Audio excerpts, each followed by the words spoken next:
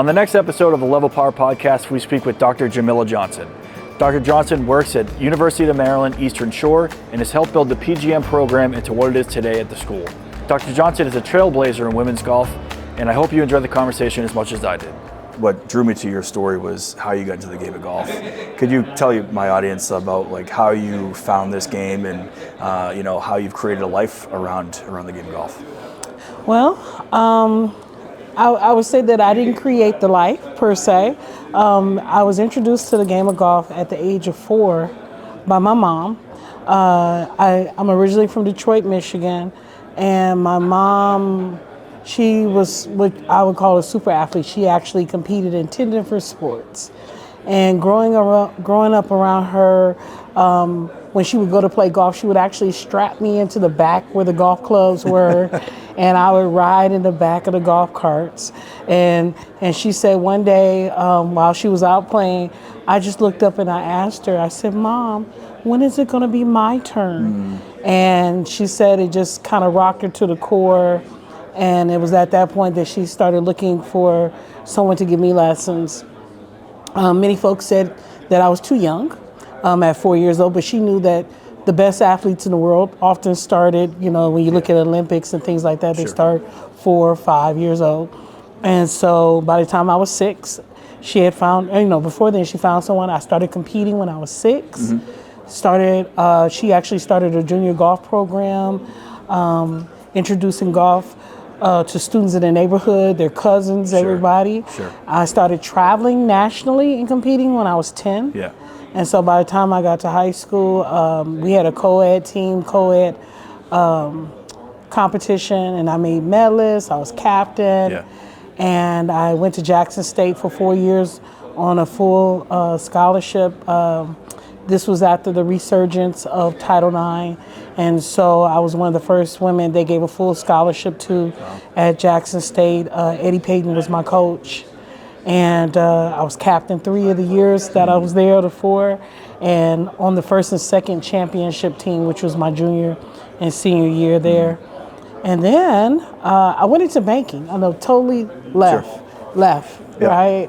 But again, golf being a passion, somehow my mom was at an event and someone said, she said, "I have a daughter who's really excited about golf." And they said, "Well, tell us about her." And the story started being told. Before you know it, they had reached out to me they were starting a PGA Golf Management program at the University of Maryland Eastern Shore. And I, sort of like the Beverly Hillbillies, it was an opportunity to give back, and I packed up everything. I had a 2-unit building. I put in my notice with my job. I was bank management at that point. I packed up my daughter, my cat, a few things, and it just moved across the country. To help the next generation become PGA professionals, to have opportunities that I did not have. As soon as I got there, by the next 6 months later, I started the men's golf team at the university. The university had not had a men's team in almost 60 years. And so I started the men's golf team. At the time, became the second African-American woman to start and coach a Division I men's team. And then several years later, I started the women's team there. And all the while, I was still working for the PGA Golf Management program, recruiting, teaching, doing camps for students in the community. And during that time, I also became part of the board of the Black College Golf Coaches Association. And that just kind of even extended it even more, because now I wasn't just affecting the students who were coming to my university. I had the opportunity to work with all the coaches at historically Black colleges and universities to extend opportunities to students all across the country. And so, it's been a journey. I've been at the university 16 years now, but it has been a fabulous journey. And just even here being at the show, I've ran into many of my former students who have graduated, who are Class A professionals, and they run up and hug, Miss Jamila, and it's been amazing. That's such a great story. The fact that you were able to kind of take this game and then give back is, it speaks to the person who you are, but also what this game has meant to you. And I feel like when I met your mom yesterday too, like it almost like, was that kind of your mission to almost follow in her footsteps to the way that she gave the game to you and to so many? Like you're almost just continuing the legacy in that kind of way too. It was not necessarily to follow in her footsteps, but it was definitely to do all the things that she did, which was she made a lot of sacrifices. Golf is still a very, when you start playing at a certain level, it still costs a lot of money. Sure. So my mother would work double shifts for 10 days straight and then have 4 days off. And that was not so much for us, for me per se, but she would actually turn our home into a dormitory in the summertime. So usually 4 to 5 other young ladies would come and live with us so that they could go to practices, so they could travel. That money, extra money, she would actually put into the program to create opportunities for other students. Like I said, she's introduced the game to almost 6,000 students. Wow. And close to 350 have gone to school on full or partial scholarships. And so when you have people like that around you, a community that's pouring into you and creating these opportunities, again, the best thing to do is to pay it forward because you know that so much was poured into you. And I always tell people, I don't know who I would be if I didn't play golf, because so much of the characteristics of golf, the integrity of golf, this is still the only sport where you call a penalty on yourself. And have to be honest about your capabilities and the accountability. Sure. And so growing up in that, I think the game, to be able to pass that on to the next generation and watch them pass it on to the next generation, you're affecting generations and generations to come. I think you kind of stole my question. It's like, where would you be without this game? But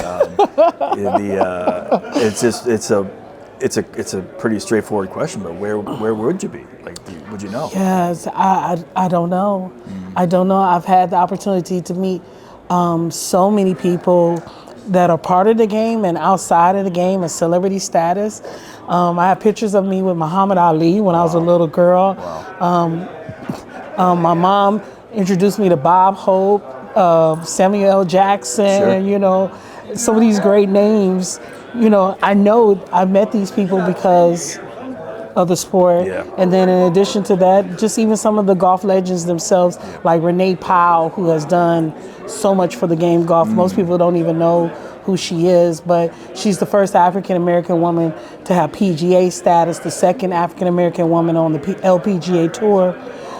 She's actually the only U.S. citizen that has a building named after her at St. Andrews. Oh, interesting. Yeah, and so I'm actually going out there in June. I'll go check that out. Yeah, she just got inducted to one of the Hall of Fames again. Her and her father are the only daughter and father in the PGA Hall of Fame. Wow. And so again, just being able to be with people who have impact and changed the course of what we call life, you know, and because there's so many bad things that happen every day. To be able to put some good and give people something to hold on to and reinforce and be able to, even COVID. COVID is a good example of that. Golf grew so much during COVID, but COVID, golf gave people a chance to get out the house and still move and meet folks and wave at folks and from far away. From far away.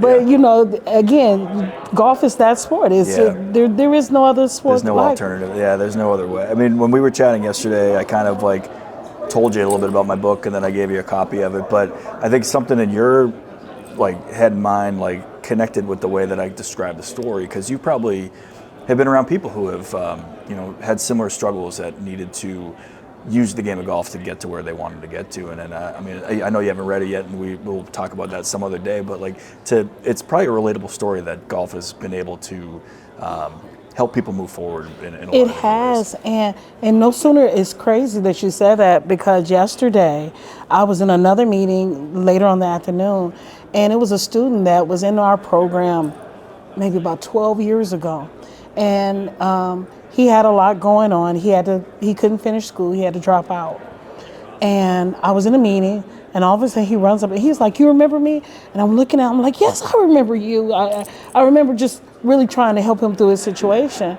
And looked up, he said, "Well, I'm here." And he showed me that he's an assistant pro now and everything. And I remember all the struggle that he was going through. And to see him, standing here, I just gave him the biggest hug. He gave me the biggest hug. I was fighting back the tears because, again, I know that golf was that for him, and the things that he was working through, golf brought him back and gave him some stability based on his life. So yeah, absolutely. So did you. I mean, that's an amazing thing to be able to do for somebody else too. So I think that's why instantly we connected to be like, oh, I need to tell your story, because there's just so much here to it as well too. Tell me a little bit more about the program. Like, what are you trying to, I guess, what are your next steps within your school's program, but also the other organizations that you're kind of working with? What are you kind of looking forward to, as you're meeting people here and having meetings about what 2026 might look like? But what are your future goals around some of the things that you want to do with the game? Well, working for the university, again, the idea is always to promote the game. Yep. It's always to grow the industry.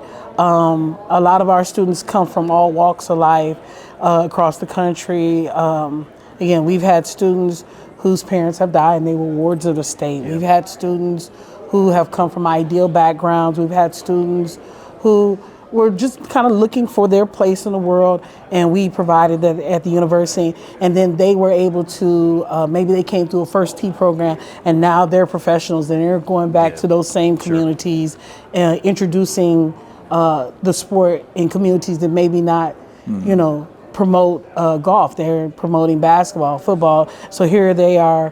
People often follow people who look like themselves. So the more minority students, not that the program is only minority students, but the more minority students there are that are able to go back, we're able to grow the game in sectors, again, with women, which is the largest growing sector in golf. There are so many women who have found the passion of the sport, and again, to be able to get out there and see that they can get out there and swing the club, because this is not a game of might, but it really is about technique and being able to swing that club just the right way.